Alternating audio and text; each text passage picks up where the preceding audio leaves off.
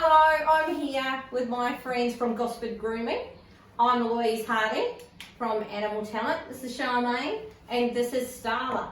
So we thought that we would show you some how-tos, how to trim your dog's nails if you're keen to do that at home, tools that you need, what your starting point is, what you need to do with your dog to prepare them. If you're going to send them to a professional, you still need to have your dog comfortable having its feet handled. So I thought that we would chat to an expert and get an expert opinion.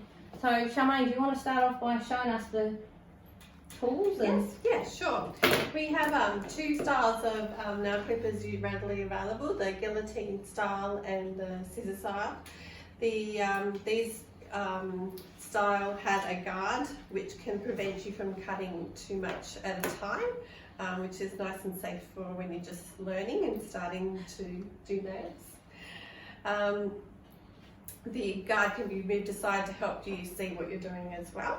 They're great, those ones. Yeah. They're really super easy for pet people to use, aren't they? Yeah. They're a favourite of mine too.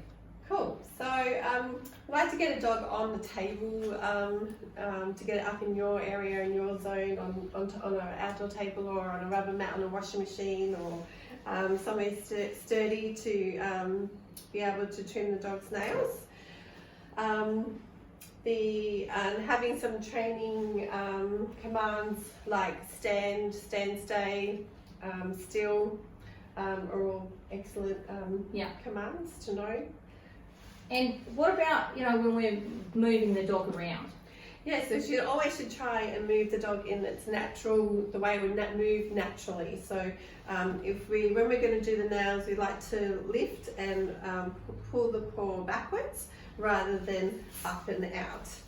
Same with the back leg, it's best to lift up and then a little bit backwards as in the natural movement of the dog. Yeah, so you working with the dog rather than you trying to manage the dog to fit in with you. Yeah, keep the dog comfortable. I wouldn't like my leg lifted up above my head either. I don't think I'd be very comfortable with that. No, and it also reduces the risk of cutting the quick. And the quick is a blood vessel within the nail, and if you do accidentally cut that quick, you'll need to have some stick powder or some corn flour just to seal the edge and stop the bleeding. So how long would you need to keep that on there for? Well, the stitchy powder works pretty quick, but if corn flour, you would probably just need to dab it for a little while and stop the dog from walking around for a few minutes until it's coagulated. It bleeds a lot, doesn't it? It looks terrible, but yeah, usually there's not a lot of pain associated with a bit of a whoopsie with a nail, is it? It just looks worse than it is. Yes, true, very true. They don't have as many nerve endings there. Yeah. Do you want to just show us how you go about lining up? Lining up the. So the way I line up the nail clippers is to have it level with the pad. So if you hold the paw, don't overextend the nail, and you keep your nail clippers level, the same level with the pad, that's where you should trim the nail. So like such.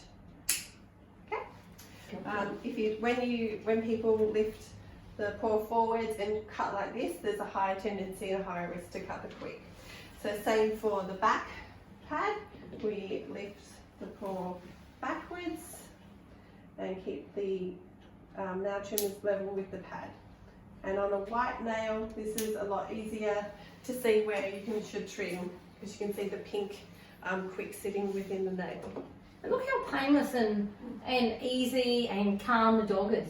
Yeah, so just unremarkable. Get used to having them done, and taking a little bit often is better than trying to take half a nail off in one go. So how often would you trim a toenail? So nails need to be checked at least 4 weekly. Some dogs can have their nails trimmed up to 8 weeks. 8 weeks is about the maximum. If you have a senior dog that doesn't walk around as much anymore, they definitely need their nails checked every 4 weeks. That's awesome. Well, I think that's brilliant. Thank you, Charmaine, and star of the show, really. Thank you, Starla. Thank you, Starla. Thank you, Louise. Smiles around it.